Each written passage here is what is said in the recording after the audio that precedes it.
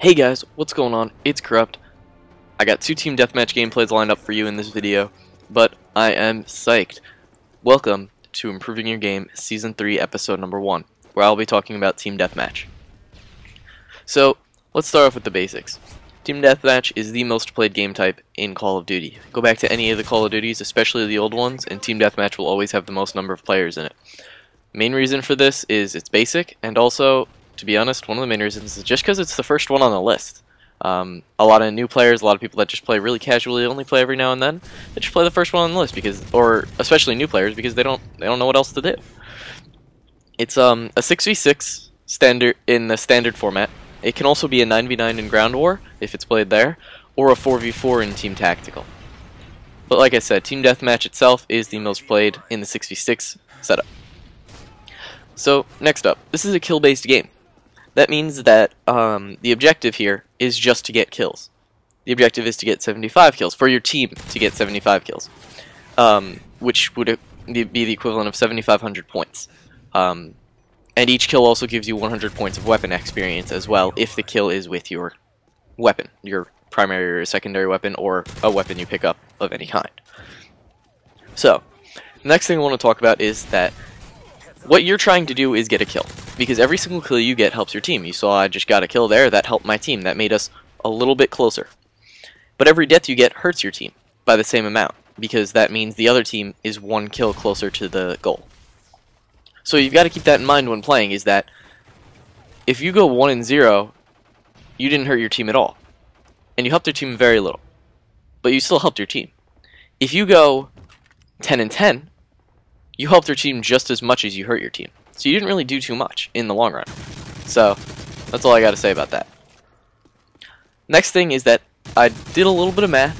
Every single kill puts you about 1.33%. So 1 1/3% closer to winning. Which means that, essentially, in fractions, you're 1/75th closer every kill you get. Like right there, 2/75th.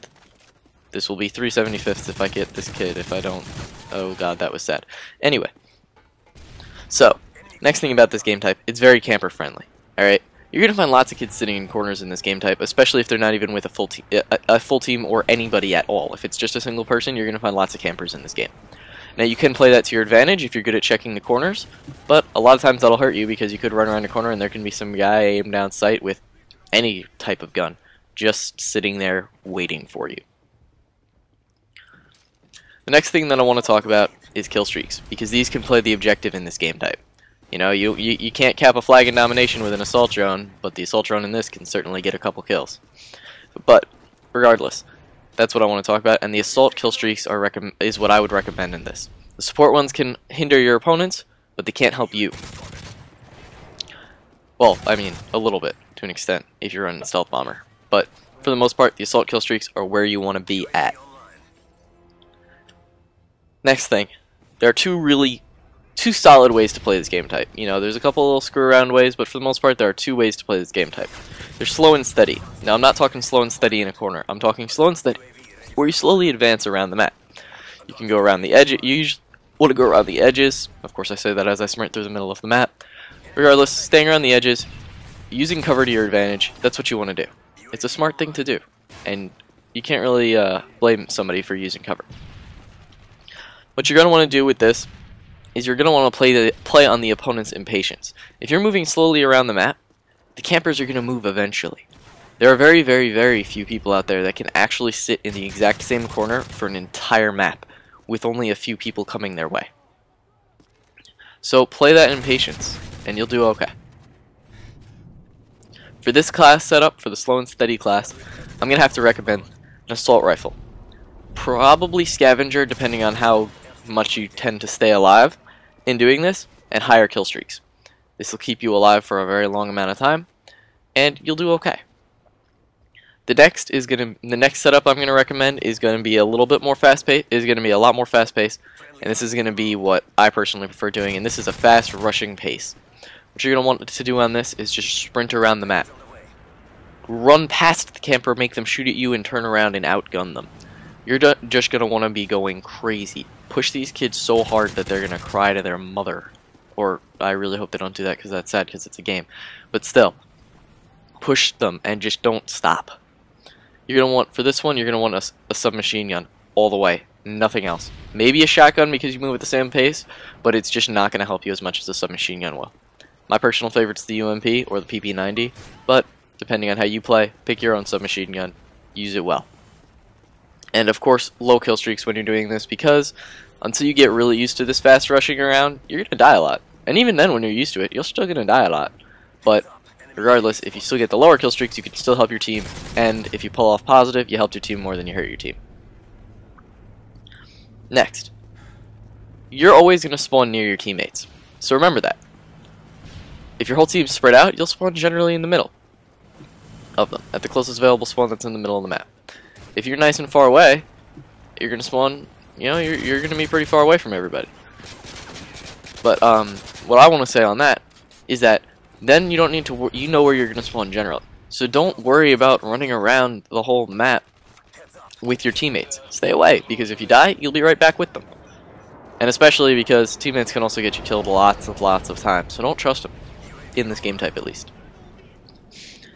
Next thing I want to talk about is watching your flanks. Like I said, push around the outside of the map. Be the one flanking. Don't be that guy that's just going to keep getting caught and being shot in their ass every single time that you turn a corner. It's just not worth it. It's not fun for anybody. So this brings us to the next part in the video, where I go over a recommended class. And we're a little over halfway through the video, so it's perfect timing. So the class that I'm going to have to recommend for you guys for Team Deathmatch is going to have to be an ACR 6.8 with a red dot sight and focus. The only other variation in this class that I would recommend is if you don't like focus, or you would rather using 2 attachments, to give it red dot and a silencer. And the main reason for that is the silencer main reason is because staying off the radar is great.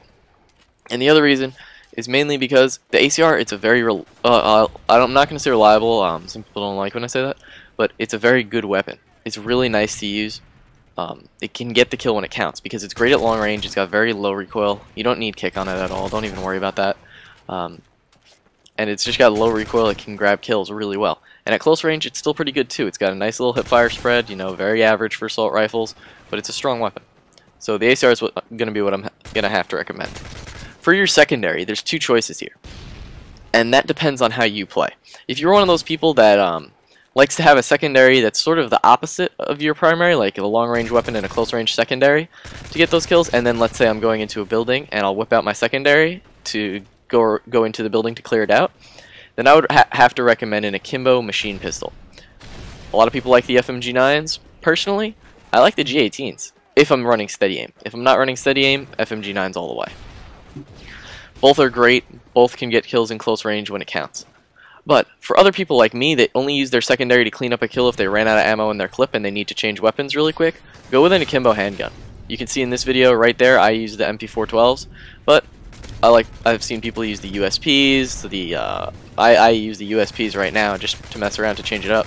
MP412s are great, the 5.7s are beast, the P99s are great as well. I wouldn't really recommend the Magnums or the Deagle, but I mean, any akimbo handgun can pick up the kill when you only need to put 1 bullet into the guy.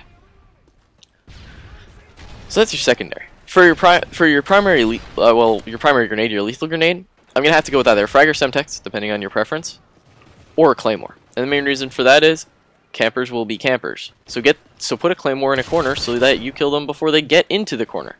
It'll help your team out a lot. And claymore 1 kill is great. But I personally use the Semtex because the Semtex can get more than 1 kill pretty easily. A claymore can, but what are the odds that 2 enemies are going to be hugging each other and you'll get wrecked, and they'll both get wrecked? It's pretty low. Next, for your tactical. Now this might sound a little bit noobish, but I'm going to have to recommend the portable radar.